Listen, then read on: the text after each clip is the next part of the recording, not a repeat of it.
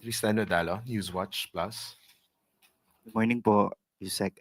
Ma'am, nag-start na po yung hearing ni Senator Amy Marcos regarding sa arrest ni former President Duterte, and dumalo po si Senator Bato de la Rosa doon, and sa sinabi niya po ay parang nagrereklamo po siya sa hindi pagdalo ng ilang executive official, at ito raw po ay tahasang pagbabaliwala sa doktrina ng checks and balances ng ating gobyerno. He adds na we are on the verge of constitutional crisis kung tuluyan daw pong i-snob yung investigasyon.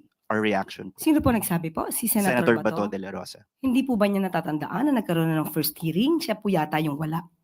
That was an opportunity para sa kanya para magtanong. So wag niya pong sisihin kung ngayon po ay hindi umaten ang mga cabinet officials natin sa pangalawang hearing po.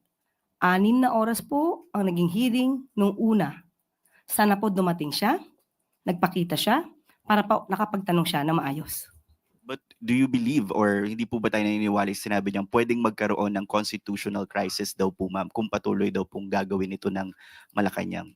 Dapat malaman din po ni Senator Bato na ang patungkol po sa executive privilege ay matagal na po ring inayunan ng Supreme Court. Marami na pong kaso na nadesisyon na ng Supreme Court. Nandiyan po ang Senate versus Ermita, Neri versus Senate Committee, kung saan po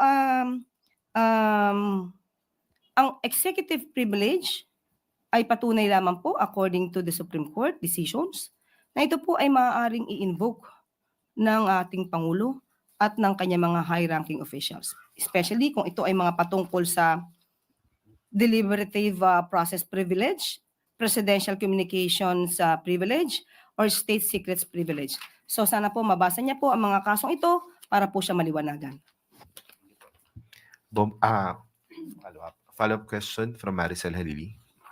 Hi ma'am, magandang umaga po. Just one quick follow-up. Sinabi po kasi rin ni Senator Bato na gusto niyang ipasabina itong mga government officials na hindi dumalo. Do you think this is a reasonable move coming from Senator Bato, and posible ba yun? Nasa kanya po yan. Kung magpapasubpina siya, siguraduhin lamang din po niya na siya po ay magpapakita.